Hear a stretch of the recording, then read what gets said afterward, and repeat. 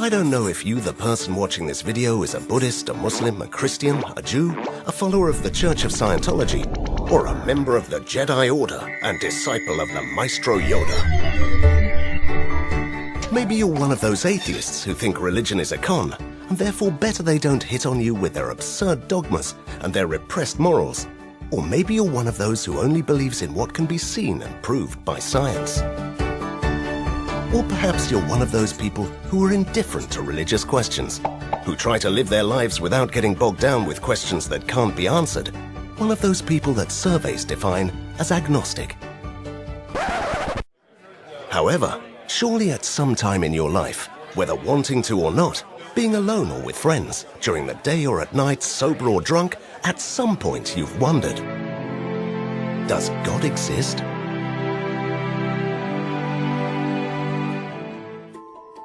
Everybody believes in something. Even those who don't believe in God believe that God doesn't exist. The existence of God can't be demonstrated with a scientific method. But his non-existence can't be demonstrated either, because God can't be put into a test tube. Neither to say that he is there, nor to say that he isn't there. So, doesn't it seem strange that such a prestigious and competent scientist like Stephen Hawking categorically states, and without having empirically proven it, that God doesn't exist?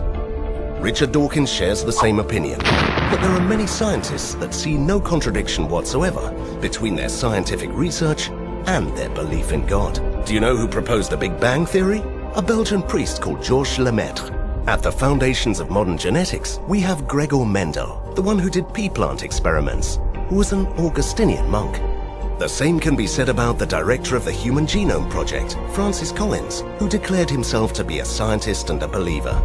And the same can be said about many other prestigious scientists, who carrying out their scientific work think that science doesn't distance you from God. These scientific believers know that science, although it can bring us closer to God, can't definitively demonstrate the existence or non-existence of God. Can you imagine a scientist looking for God with his or her microscope? There are realities that are beyond our knowledge and that we can't perceive with any of our five senses, and therefore they have to be treated in line with their nature. Think about the reality of love. Can you imagine a boy taking an X-ray of his girlfriend to find out whether she really loves him or not? It's impossible.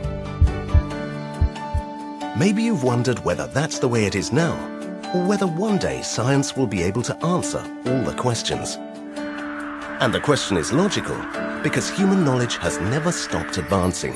In fact, maybe in the future, we will discover if there's alien life or a cure for cancer. However, what we won't be able to do, under any circumstances, is scientifically prove the existence or non-existence of God, because science researches things that can be handled with measuring equipment. And God, if he exists, will never be an empirical object. Christianity is never against science. What's more, it encourages you to take an interest in it. It motivates you to continue exploring all the dimensions of reality beyond the stars and the universe's final frontier. And you know why? Because a little science distances you from God, but a lot of science truly brings you closer to him. And hasn't the church always encouraged scientific research? Well, in the case of Galileo, for example, it was clearly wrong. It really put its foot in that one. Something for which Pope John Paul II publicly asked forgiveness. But there have been many institutions and believers that have driven research. The Astronomic Observatory that's been operating more centuries than any other is the Vatican's, to give an example. Christians believe that science can bring us closer to God, even though it can never empirically demonstrate his existence. Is that the only way to know God? No. In your very essence, in the other in need, and in the universe, there are many paths that can be taken to discover God.